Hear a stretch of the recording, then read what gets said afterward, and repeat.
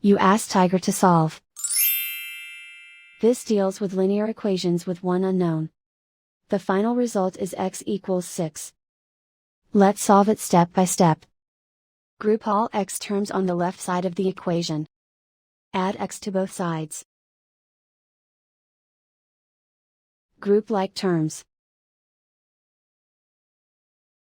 Simplify the arithmetic. Group like terms.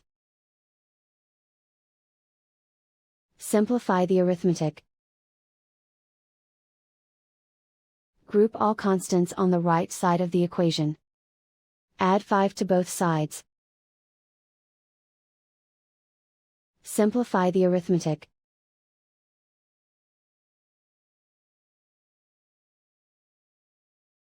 Isolate the x. Divide both sides by 3.